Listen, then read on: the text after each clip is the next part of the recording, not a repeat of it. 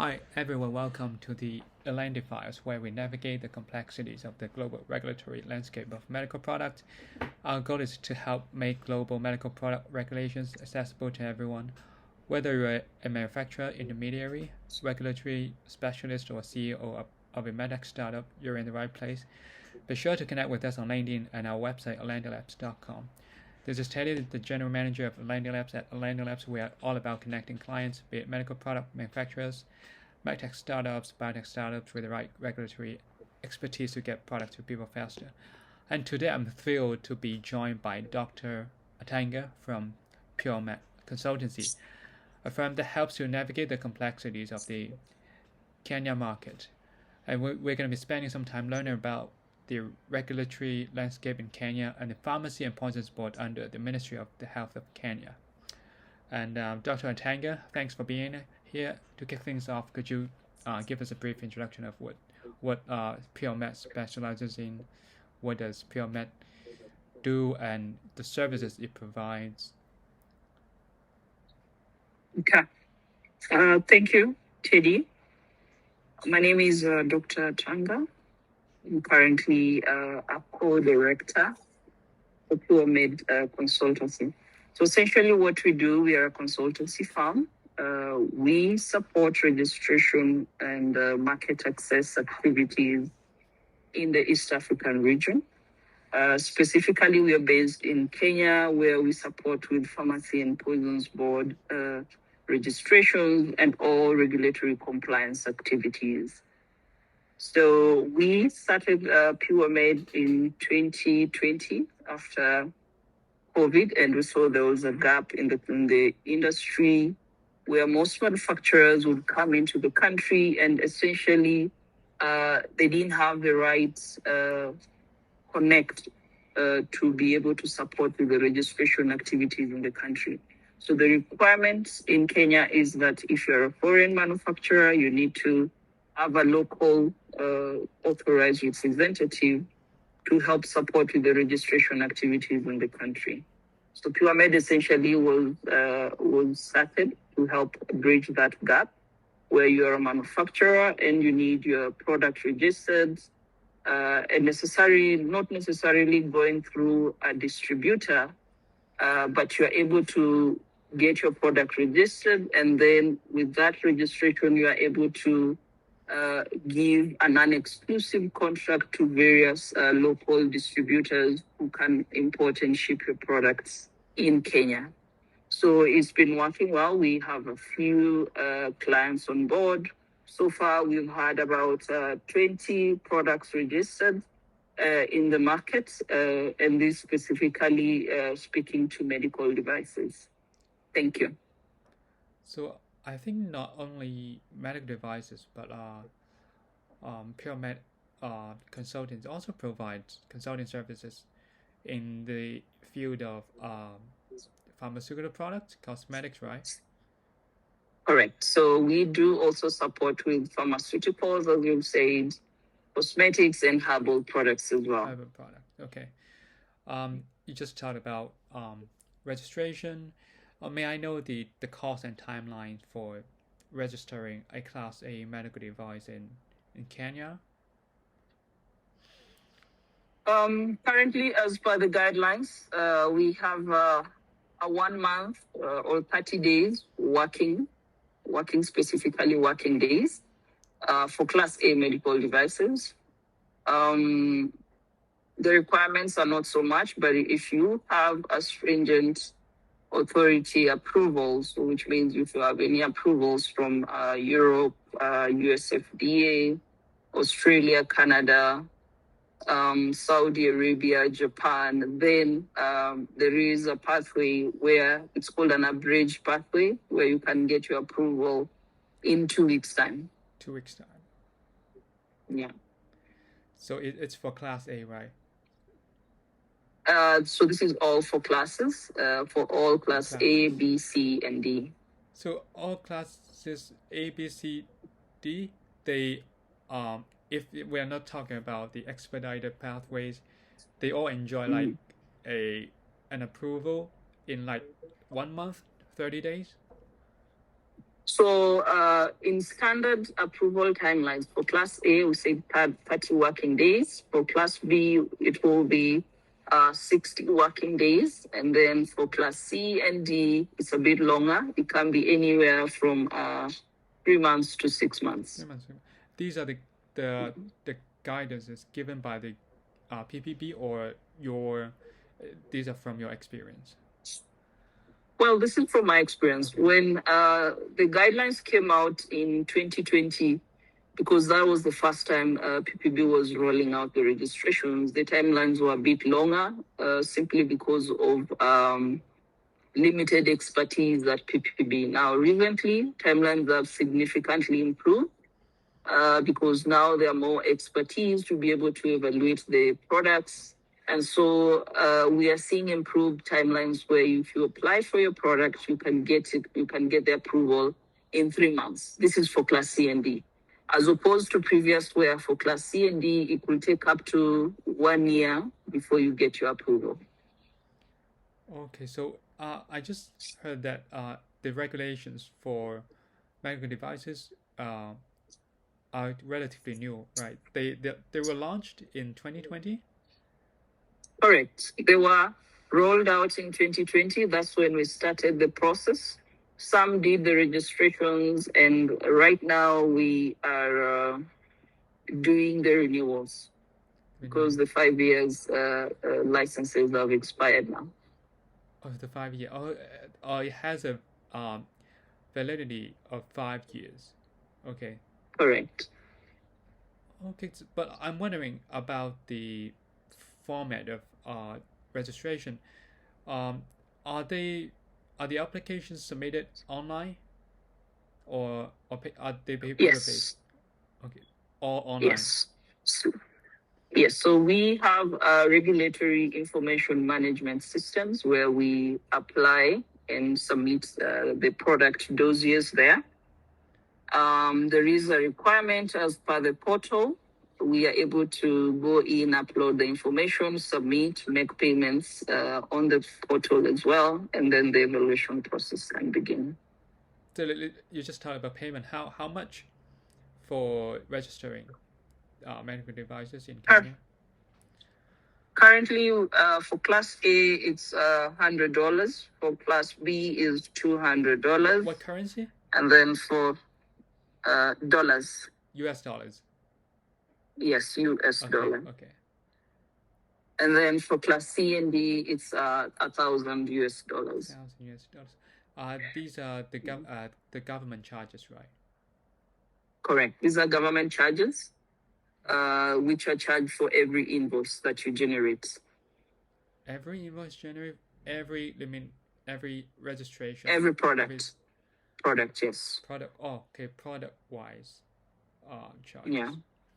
Okay. But what languages should the documentations be in? Should they be in English or in Kenyan languages? Yeah, English is okay. English is okay. But for labels and instructions for use, must they be in local languages? No. Unless it's a self-test.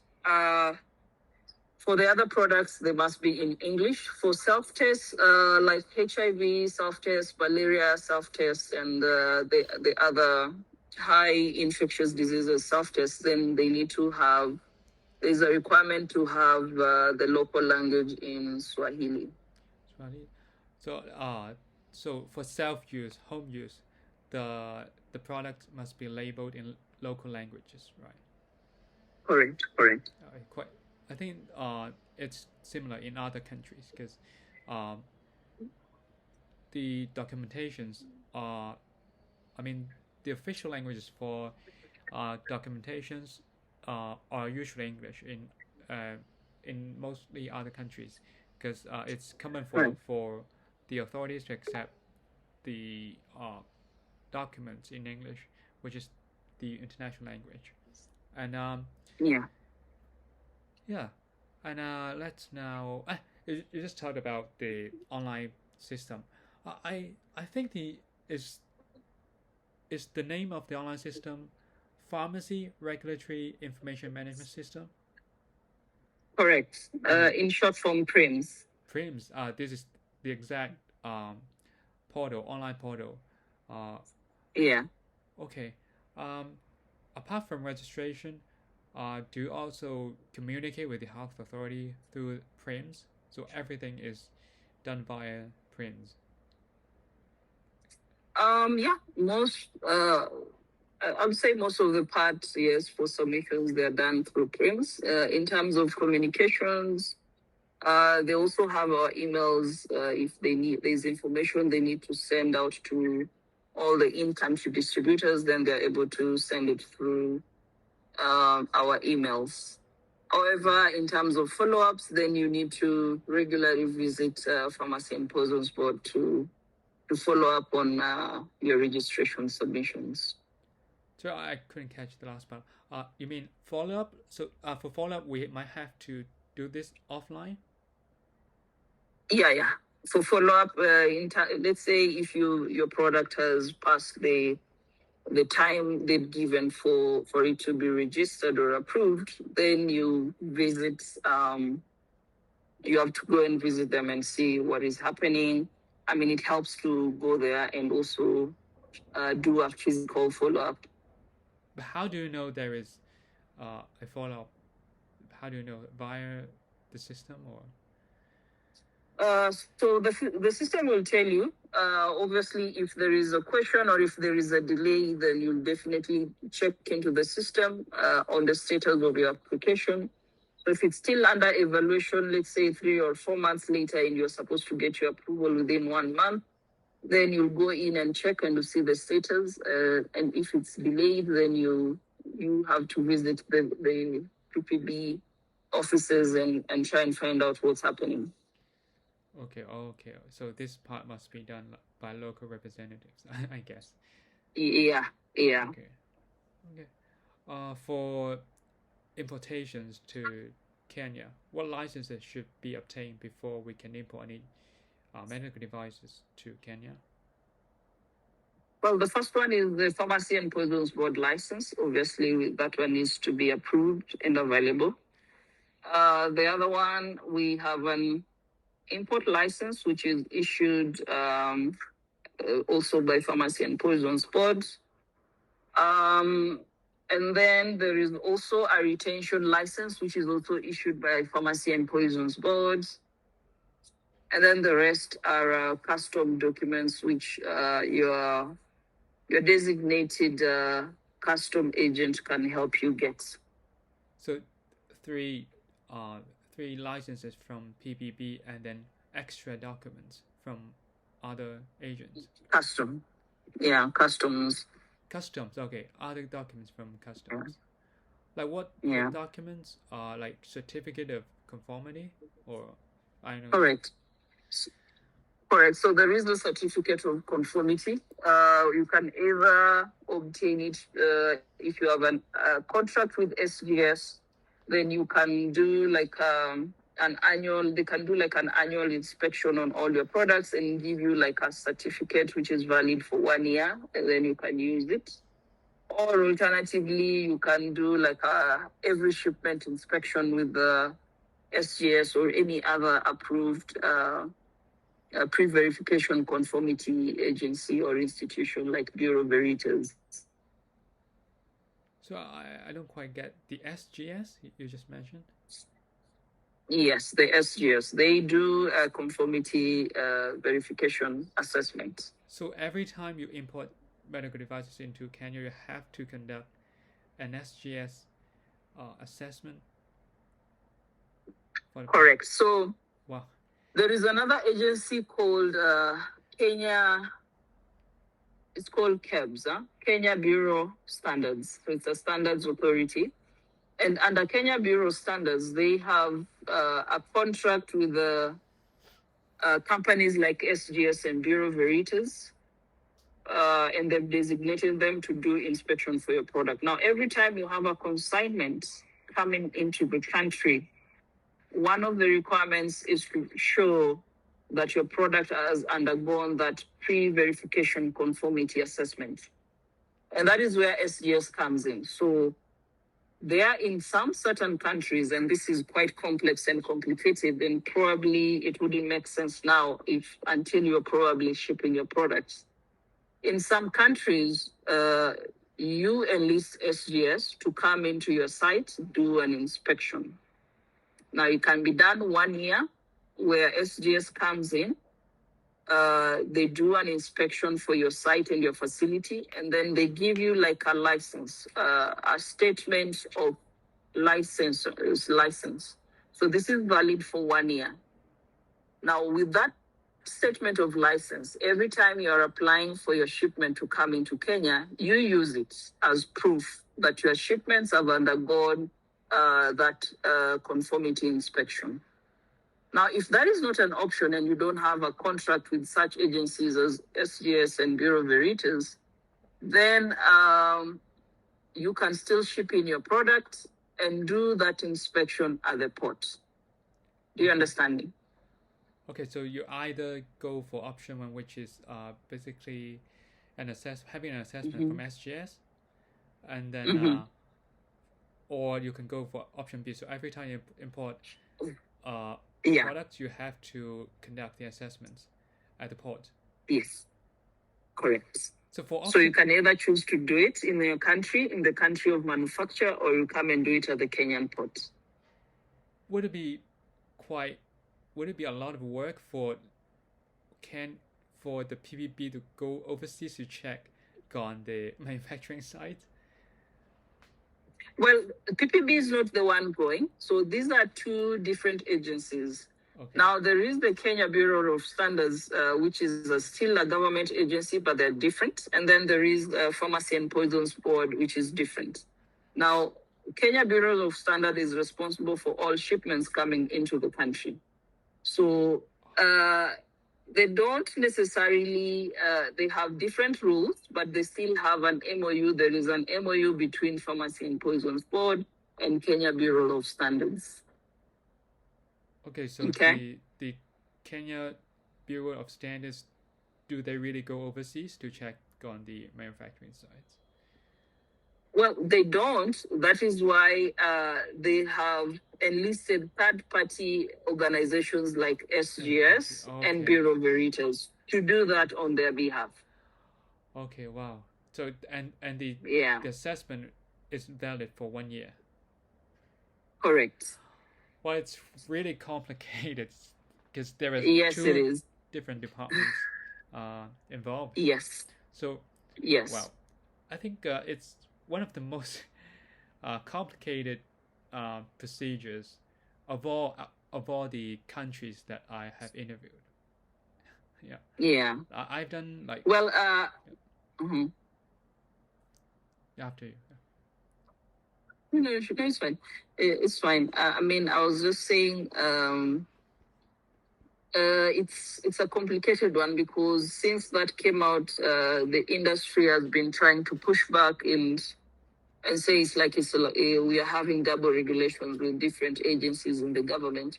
But this is 5 years ongoing, and there is no one listening to us. So for most parts, we have no option but to comply. Now, there is also a third option where if your product arrives in the country and it doesn't have that pre-verification conformity, there is a certain fee you will pay, and then you will release your products. Obviously, in the end, it will be costly, but if you don't have any of those options, then there's a fee you'll pay to release your product from customs. Okay. So in the end, you can always resort to paying a certain amount. Yes. Okay. Yes. Yeah. And I also hear that there's this role of the power of attorney, POA. Can you explain the role? Well, it's called a power of attorney. In my opinion, I think it's more heavy. It's like giving someone rights to your product. So essentially, what I've seen most manufacturers do is they give a letter of authorization. So essentially what it does, it allows, if you're a foreign manufacturer, it allows your local authorized representative to submit documentation on your behalf. Now it's appointing them to act on your behalf in the country in terms of product registrations, in terms of post-market surveillance activities, and any other post-approval submissions that need to be done. So it's like the local representative, local authorized Correct. representative. Okay. And you also mentioned that there is this list of reference countries, and I wonder what countries are included in the list. Off the top of my head, we have Saudi Arabia, we have Japan, Australia, Canada, Ireland, the UK, we have US FDA, and then we have the WHO pre-qualification approvals. WHO, and EU, right? Yeah. EU, EMA, CE marks. Okay. Yes, and EU as well. Okay. And then let me check. To bid for Kenyan Medical Supplies Authority, the government hospital, in 2026, is the Pharmacy Poisons Board registration sufficient? Does a foreign manufacturer have to obtain other qualification in order to bid for the tenders at government hospitals? Yes, Pharmacy and Poisons Board certificate is one of them. It's one of the licenses you are required to have. Yeah. And any other requirements that must be met, or any other licenses or certifications that must be obtained in order to outperform others while bidding for the tenders? Yeah, so there are other certifications like the EU certificate or the CE certificate, the US FDA approval, and the ISO certificate as well for the products. So these documents are a prerequisite, or so they are like a No. must-have? Okay. Well, they give you an upper hand. So if you have a US FDA approval and your CE approval, then it gives you an upper hand. Or if you have your WHO pre-qualification approval, then it gives you an upper hand over the other manufacturers. Okay. Yeah. Good. And we just also talked about the power of attorney, and I've also heard this term called local technical representative. What is the difference between this LTR, local technical representative, and power of attorney? Well, power of attorney is a document you give your local technical representative or local authorized representative. So essentially, it gives them some legal requirements to perform certain roles on behalf of the foreign manufacturer. So this is given by the foreign manufacturer to the local technical representative or local authorized representative. Sorry, you're talking about POA or LTR? Yes, POA. So POA, power of attorney, is a document. It's essentially a letter from a foreign manufacturer stating that you appoint so-and-so to act on your behalf in terms of regulatory submissions in the country and to perform any post-market surveillance activities in the country as well. POA is actually the document, the letter of authorization. It's a document. So LTR, correct. Local technical representative, is the entity, local entity. Okay. Is a distributor, so it would be like PureMed. Okay. That's why.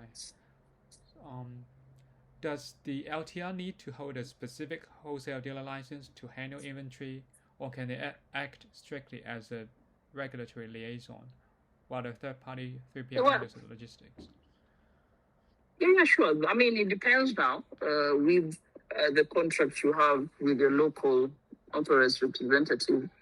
So if you want them to do strictly regulatory activities, that is an option. They can do that. If you want them to do both regulatory and product distribution, then they need to have certain licenses to be able to do so in the country.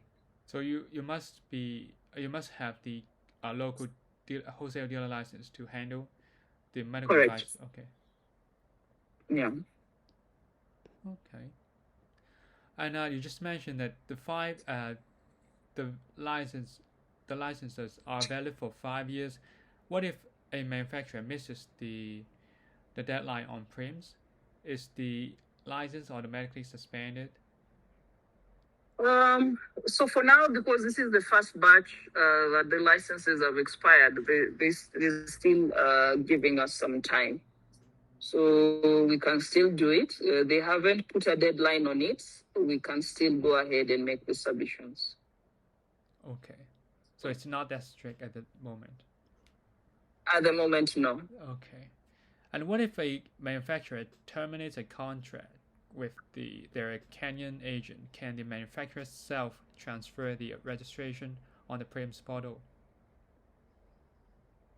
Uh, so, so your next, if you want to appoint another agent, obviously in Kenya, the manufacturer, a foreign manufacturer cannot operate directly unless they're registered in the country to operate within the country. Now, if they don't have anyone, then they'll need to appoint someone so that that license can be transferred from their current local representative to their next one, to their new representative. So basically, But yes, it's okay for them to transfer to another local agent. But correct. how Yes. can they do this? Because I think that their PRIMS accounts are usually handled by the original Kenyan agent. So Yeah. So the next their next representative will do it from their side. also another uh, local representative can actually log into the PRIMS portal and requesting a Yeah. transfer. Yeah. Okay. Yeah, they'll do a variation requesting the transfer of that product to them. And then they'll provide, obviously, the required documents showing that they're the current or the newly appointed authorized representative. Okay. One last question. Have you ever heard of MDSAP, the multiple device Yes. single audit program? Is Yes. Kenya involved in the program? Yes, they are. So Kenya is an affiliate. They are not members. It's like an affiliate where they are able to use the certificates instead of requesting for actual site inspections. Then, if you have this certificate, they're able to rely on it to approve your product. How does it help actually? To speed up the registration process, or Correct. how much Correct. faster? It's a reliance. It's a reliance. So far, it doesn't really affect the timelines, but from what we've seen, because this program was launched somewhere in 2024 and effected in 2025. So far, it's just a supporting document for all medical devices. Because the gap that PPB identified is that they are not able to view the quality management systems of each site. So the requirement was to do every site inspection, which would have been costly for manufacturers. So now they did away with that requirement, and instead they introduced the AMD sub audits. So in place of that, you provide your AMD sub certificate or your AMD sub audit report. So they can be able to rely on that instead of requesting each foreign manufacturer to apply for site inspection, which would have in the end been very costly. So, for example, if the manufacturing site is in places outside the MDSAP, outside Japan, Brazil, for example, in China, if the manufacturing site is in China, how can the manufacturer utilize this MDSAP for an expedited pathway? Well, there's still no impact on that because it's at this point it's not really mandatory because not every manufacturer can have that AMD sub audit, so it's not mandatory. So it's only like a supporting documentation. The way we say, if you have a US FDA approval, it will help supplement your application. Now, the AMD sub audit, they will use that to view the site and check if the site has met the QMS requirements for that site and for the product as well. Okay, it's a supplementary document. Yeah. But I'm just curious, because for MD SAB, MD SAP, I think the program only involves like 5 to 6 countries, right? Correct. So outside these countries, there's nothing that manufacturers can do for manufacturing sites outside. Yeah. Okay. That makes sense. And thank you so much, Dr. Atanga. These are some practical insights, and thank you so much for sharing your perspective with us today. And for everyone listening or reading the transcripts, we'll be featuring PureMed Consultancy as a vectors specialist firm on our platform. Thanks again for joining us, and we'll see you on the platform. If you haven't checked out our website, please head to ElendiLabs.com. Be sure to connect with us on LinkedIn.